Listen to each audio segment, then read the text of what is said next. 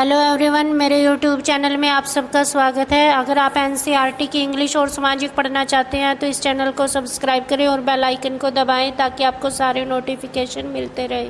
आज हम पढ़ेंगे 7th क्लास की भूगोल, हमारा पर्यावरण बुक का 9वां लेसन, जिसका नाम है शीतोष्ण घास स्थलों में जीवन। इससे पहले हमने जितने भी लेसन पढ़े हैं उन सब का लिंक डिस्क्रिप्शन में दे दिया है। आप उन लेसन्स को भी पढ़ें, उनके भी वीडियो देखें और समझें। आप उन लेसन्स में ये पाएंगे कि हमने विभिन्न प्रकार के वनों की बात की है। जैसे छठे लेसन में, 7वें में और 8वें में अनेक प्रकार के वनों की बात की है और कहाँ पर घने वन पाए जाते हैं और कहाँ पर मौसमी वन पाए जाते हैं और कहाँ पर कांटेदार झाड़ियाँ पाई जाती हैं, कहाँ पर ऊंचे लंबे पेड़ पाए जाते हैं, कहाँ पर छोटे पेड़ पाए जाते हैं। लेकिन इस लेसन में हम पढ़ेंगे घास स्थलों के बारे में कि घास किस स्थान पर पाई जाती है, कितनी वर्षा वाले स्थान पर पाई जाती है। और हमने इन लेसन्स में ये देखना है कि ये वनस्पति किन अक्षांशों के बीच पाई जाती है। जो हमने ग्लोब में या मानचित्र में हमने अक्षांश के बारे में पढ़ा है, तो इन वनस्पतियों को हम अक्षांशों के बीच में जानेंगे। जैसा कि हमने सदाबहार वन के बारे में पढ़ा था कि भूमध्य रेखा के 10 डिग्री उत्तर की तरफ और 10 डिग्री दक्षिण की तरफ सदाबहार वन पाए जाते हैं, जहाँ पर बहुत ज़्यादा गर्मी पड़ती है भूमध्य रेखा पर और सूर्य की किरणें भी लंबवत पड़ती हैं, बहुत तेज रोशनी होती है और बहुत ज़्यादा गर्मी होती है। और इस गर्मी के कारण हर रोज शाम को वर्षा होती है और ज़्यादा गर्मी और ज़्यादा वर्षा के कारण यहाँ पर घने जंगल पाए जाते हैं जिनकी मोटी पत्तियाँ होती हैं। इन पत्तियों में पानी होता है और ये पेड़ बहुत लंबे ऊंचे होते हैं, जिसके कारण ये ऊपर से फैले हुए भी होते हैं और इस कारण सूर्य की रोशनी इन पेड़ों के नीचे जमीन तक नहीं पहुंचती। जमीन पर अंधेरा होता है और इन पेड़ों के ऊपर तेज रोशनी होती है। लेकिन इस लेसन में हम घास स्थल के बारे में पढ़ेंगे कि ये किन अक्षांशों पर पाई जाती है या कैसी वर्षा वाले स्थानों पर पाई जाती है। छठे लेसन में हमने पढ़ा था कि घास को अलग अलग देशों में अलग अलग नाम से बुलाया जाता है। जैसे उत्तर अमेरिका के शीतोष्ण घास स्थल को प्रेरी कहते हैं, तो प्रेरी घास का ही नाम है और ये शीतोष्ण हिस्से में होती है जहाँ पर ठंडा होता है, ठंडी जलवायु होती है। ये समतल मैदानों में भी होती है और थोड़ी ढलान वाले पहाड़ों पर भी होती है। ऐसे स्थानों पर पेड़ कम होते हैं, पेड़ बहुत कम होते हैं और घास ज्यादा होती है। वास्तव में ये घास का ही विशाल क्षेत्र होता है। इस तरह ये पहाड़ मतलब घास वाले पहाड़ होते हैं, यहाँ पर पेड़ नहीं पाए जाते। लेकिन इन पहाड़ों के नीचे जो मैदानी इलाका होता है वहाँ नदी घाटियों के आसपास पेड़ पौधे भी पाए जाते हैं और वहाँ पर घास भी पाई जाती है और ये घास 2 मीटर ऊंचाई तक होती है और इसे घास का सागर कहते हैं। यानी उत्तरी अमेरिका के शीतोष्ण घास स्थल को घास का सागर कहते हैं। प्रेरी का जो मैदान है पश्चिम में रॉकी पर्वत से और पूर्व में ग्रेट लेक से घिरा हुआ है। ये 9.1 प्रेरी का चित्र दिखाया गया है कि यहाँ सिर्फ घास है, कोई बड़े पेड़ नहीं है और बहुत दूर तक फैला हुआ क्षेत्र है। प्रेरी संयुक्त राज्य अमेरिका में होता है और कनाडा के कुछ भागों में भी फैला हुआ है। यहाँ पर अमेरिका में मिसिसिपी की सहायक नदियों से पानी आता है और कनाडा के प्रेरी का अपवाहन सास्केचुआन नदी की सहायक नदियों से पानी आता है। 9.2 चित्र में ये जो ग्रीन भाग दिखाया गया है, चित्र दिखाया गया है और इस चित्र में जो ग्रीन हिस्सा है ये घास मैदान का है, जिसके एक तरफ कनाडा है, दूसरी तरफ रॉकी पर्वत और संयुक्त राज्य अमेरिका है, बीच में प्रेरी है जो सफेद रंग का दिखाया गया है और ये घास का मैदान है। यहाँ पर अमेरिका के मूल निवासी रहते थे जिन्हें रेड इंडियन कहा जाता था, लाल भारतीय कहा जाता था। यहाँ पर मूल निवासी रहते थे, यानी ये उनका मूल स्थान है। अब हम इस स्थान की जलवायु के बारे में पढ़ेंगे। यहाँ पर एक गर्म हवा बहती है जिसको चिनूक कहते हैं। चिनूक एक मौसमी हवा है, जैसे हमारे भारत में मानसून मौसमी हवा है तो इसी तरह वहाँ पर चिनूक मौसमी हवा है और ये हवा गर्म है। वैसे तो ये इलाका ठंडा है लेकिन इस गर्म हवा के कारण वहाँ पर गर्मी फैल जाती है। गर्मी में यहाँ का तापमान 20 डिग्री सेल्सियस होता है, जबकि शीत ऋतु में कनाडा के विनिपेग में तापमान -20 डिग्री सेल्सियस चला जाता है और शीत ऋतु में यहाँ पर बर्फ की मोटी चादर बिछ जाती है, यानी धरती के ऊपर बर्फ ही बर्फ होती है, बहुत मोटी बर्फ होती है। यहाँ वर्षा बहुत कम होती है, सामान्य ही होती है, जिसके कारण यहाँ घास पाई जाती है। इसके बाद हम करेंगे यहाँ की वनस्पति और प्राणी जगत। ये तो हमने अभी पढ़ा ही है कि यहाँ पर बड़े बड़े पेड़ नहीं होते हैं, घास होती है। यहाँ जल उपलब्ध होता है जिसमें शरपत और आल्डर या पॉपुलर पेड़ उगते हैं। जहाँ पर 50 सेंटीमीटर से अधिक वर्षा होती है वहाँ कृषि की जाती है। यहाँ की मिट्टी उपजाऊ होती है और यहाँ की मुख्य फसल मक्का है, जबकि दूसरी फसलों में आलू, सोयाबीन, कपास और अल्फा उगाया जाता है।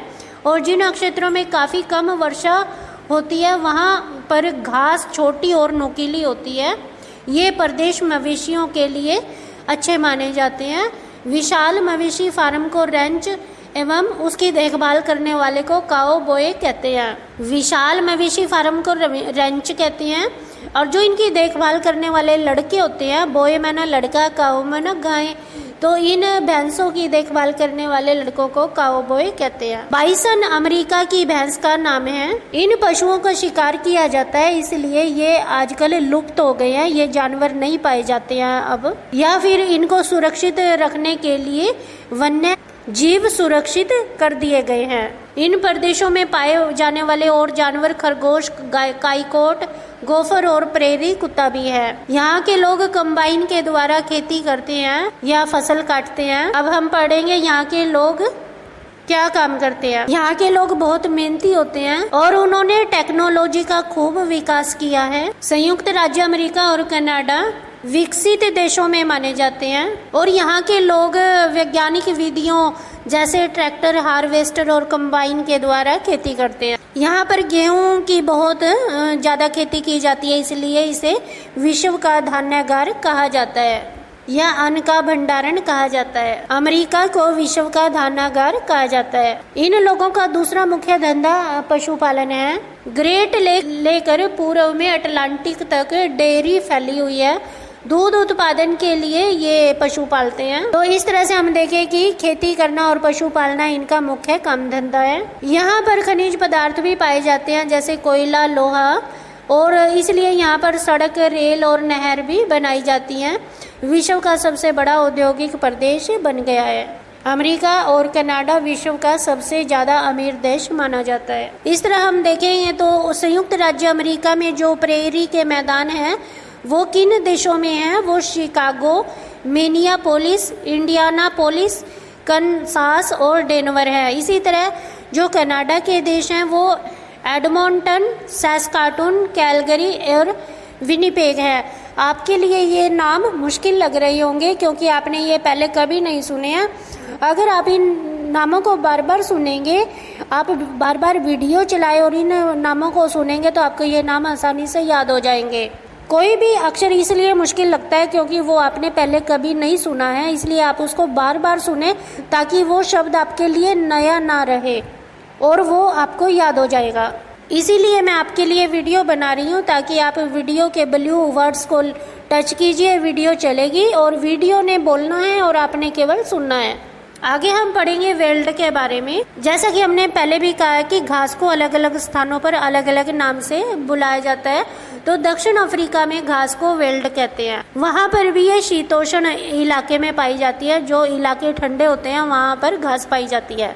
ये कह सकते हैं कि घास को ज़्यादा पानी की जरूरत नहीं होती है। जहाँ पर थोड़ी बहुत वर्षा होती है वहीं पर घास पाई जाती है। लेकिन दक्षिण अफ्रीका की घास 600 मीटर से लेकर 1100 मीटर तक ऊंची होती है। आप अंदाजा लगाइए कि 1100 मीटर कितना होता है। इसके अलावा यहाँ पर कालाहारी रेगिस्तान है और यहाँ पर उच्च वेल्ड स्थित है। इसकी ऊंचाई 1600 मीटर से भी ज़्यादा होती है। तो इस तरह से हम देखें दक्षिण अफ्रीका की जो घास है वो बहुत ज़्यादा ऊंची लंबी घास है। इतनी लंबी घास किसी और देश में नहीं पाई जाती या किसी और महाद्वीप में नहीं पाई जाती। अब ये वेल्ड किस देशों में पाई जाती हैं और तो इस चित्र को देखकर हम बता सकते हैं कि ये ड्रेकेंसबर्ग, किम्बरले और प्रिंसेरिया जोहान्सबर्ग में ये घास इन देशों में पाई जाती है। और यहाँ पर लिम्पोपो नदी है। इस नदी से इस घास को पानी मिल जाता है। इस तरह हम देखते हैं कि वेल्ड अफ्रीका के दक्षिण भाग में स्थित है कि बिल्कुल नीचे वाला जो हिस्सा है वहाँ पर वेल्ड है और ये बिल्कुल नीचे आ जाता है। भूमध्य रेखा से काफ़ी नीचे है, इसलिए यहाँ पर ठंड होती है और ठंडे इलाके में वेल्ड पाई जाती है। अब हम बात करेंगे जलवायु की। वेल्ट की जलवायु नम होती है।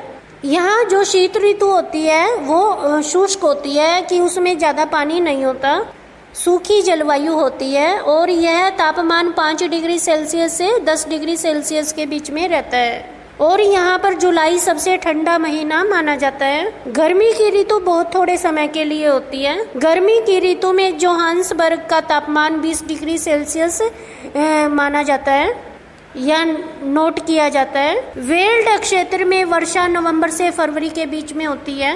ये समय गर्मी का समय होता है। वेल्ट के तटों पर महासागरीय जलधारा प्रवाहित होने के कारण ये होती है। और जब यहाँ वर्षा बिल्कुल भी नहीं होती तो ये घास बिल्कुल सूख जाती है। और ये समय है जून से अगस्त तक का। इस समय में यहाँ वर्षा नहीं होती और घास भी नहीं होती। आगे हम पढ़ेंगे वनस्पति जात और प्राणी जात के बारे में। इस तरह हमने देखा कि यहाँ पर जो वनस्पति होती है वो बहुत विरल होती है, दूर दूर होती है। और जो वनस्पति होती है वो घास होती है, घास से जमीन ढकी हुई होती है। यहाँ पर लाल घास वेल्ड की झाड़ियों में पैदा होती है और बबूल और मारोला ऊंचे हुए वेल्ड में उगते हुए देखे गए हैं। यहाँ पर मुख्य जानवर शेर, तेंदुआ, चीता और कुंडू पाए जाते हैं। यहाँ के लोगों के जीवन के बारे में पढ़ेंगे, वो क्या काम करते हैं, क्या खाते हैं। वेल्ड में पशुपालन भी होता है और खनन भी होता है। यहाँ खनन क्या होता है, जमीन को खोदना खनन कहलाता है, क्योंकि जमीन के अंदर कई खनिज पदार्थ पाए जाते हैं तो और वो जमीन को खोदकर वो खनिज पदार्थ निकाले जाते हैं। तो ये जो वेल्ड वाला हिस्सा था इसमें लोहा, सोना, हीरा पाए जाते हैं और ये खोदकर निकाले जाते हैं, इसलिए इस इलाके में खनन बहुत ज़्यादा होता है। दूसरा लोगों का काम है पशु पालना और ये ज़्यादातर भेड़ पालते हैं क्योंकि यहाँ पे सर्दी होती है और भेड़ बकरियों से ऊन प्राप्त होती है, इसलिए ये भेड़ ऊन के लिए पालते हैं। इसके लिए यहाँ पर ऊन के उद्योग हैं जहाँ पर ऊनी वस्त्र बनाए जाते हैं या ऊन को तैयार किया जाता है। और यहाँ की भेड़ का नाम मेरिनो है जो विशेष ऊन के लिए मशहूर है। यहाँ के लोगों का दूसरा काम पशु पालना है ताकि वो दूध प्राप्त कर सकें और दूध से बनने वाली चीज़ें बना सके। ये लोग दूध से पनीर, मक्खन आदि बनाते हैं। इस तरह से हम देखते हैं कि जो वेल्ड वाला स्थान है वो कई तरह से फेमस है। वहाँ पर पशु भी पाले जाते हैं, लोग पशु भी पालते हैं, लोग खेती भी करते हैं और वहाँ पर खनिज का काम भी किया जाता है, खनन का काम भी किया जाता है। खनन के द्वारा जमीन में से लोहा, इस्पात निकालते हैं। और यहाँ पर जो हीरे की बहुत ज़्यादा खानें पाई जाती हैं, हीरे की खान के लिए ये इलाका बहुत मशहूर है। जोहान्सबर्ग को विश्व की स्वर्ण राजधानी कहा जाता है। हीरे और सोने के कारण इनका संबंध, इस देश का संबंध ब्रिटेन के साथ भी है। ब्रिटेन के साथ हीरे और सोने का व्यापार करता है और दक्षिण अफ्रीका ब्रिटेन का उपनिवेश बन गया। इस कारण इस देश का दूसरे देशों के साथ भी व्यापार होता है और इस व्यापार के लिए यहाँ यातायात के मार्ग भी बना दिए गए हैं ताकि यहाँ के लोग दूसरे देशों में जा सके और दूसरे देशों के लोग इस देश में आ सके। यहीं पर हमारा ये लेसन पूरा हो जाता है। अगर आपको ये लेसन अच्छी तरह समझ आ गया तो वीडियो को लाइक करना ना भूलें और अगर अभी तक ये चैनल सब्सक्राइब नहीं किया है तो कर ले और बेल आइकन को दबाएं और डिस्क्रिप्शन में दी गई सारी वीडियोस देखें। All the best.